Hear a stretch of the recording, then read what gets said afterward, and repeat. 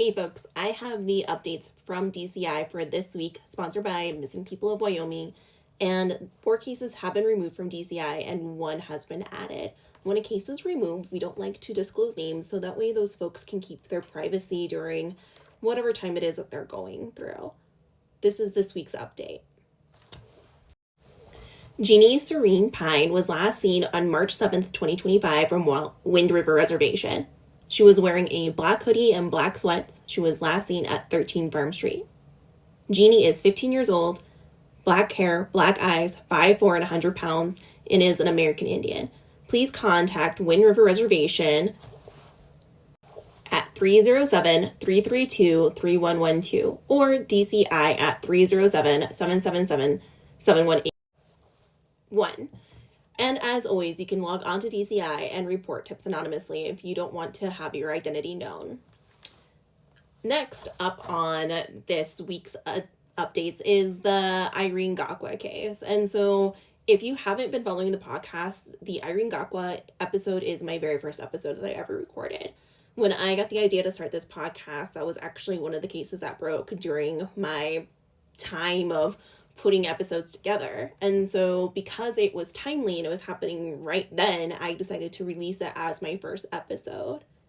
And it was a really hard case because it was so raw, right? There was let me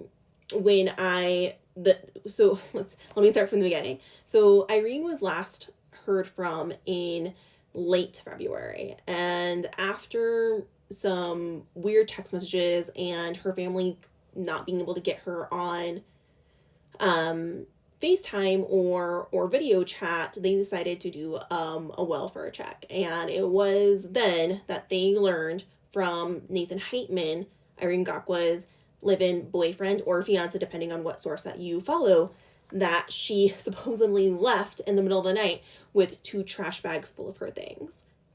And they knew nothing about it. So they attempted to contact her. Obviously, that wasn't, working. And so they filed a missing persons report.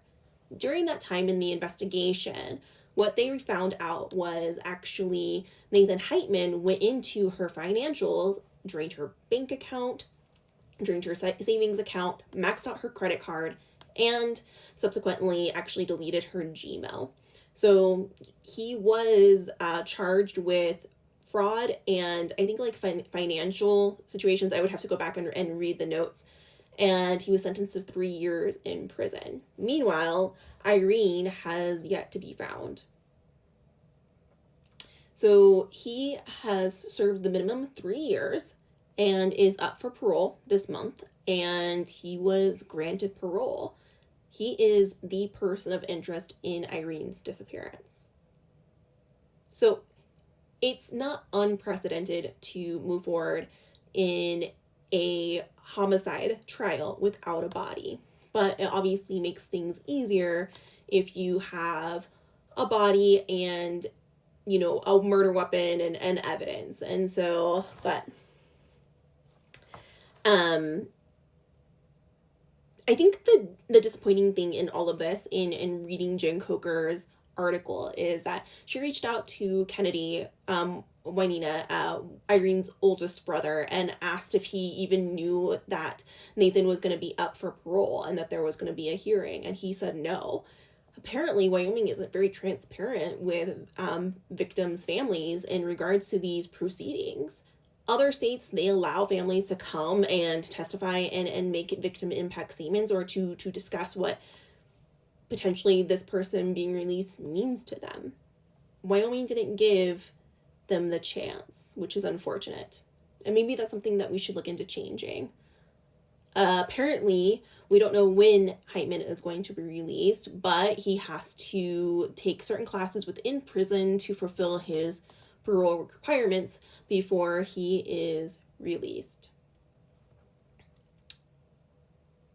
I have a lot of feelings about this because, again, it was kind of like my first big case that I covered and interviewed a family, and the raw emotion that you could hear.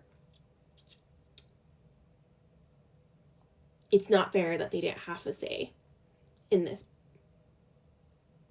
So, I will keep you updated as I hear more. And again, check out the episode. I'll link it in the comments so that way you can go and listen to Irene's case. Have a good weekend.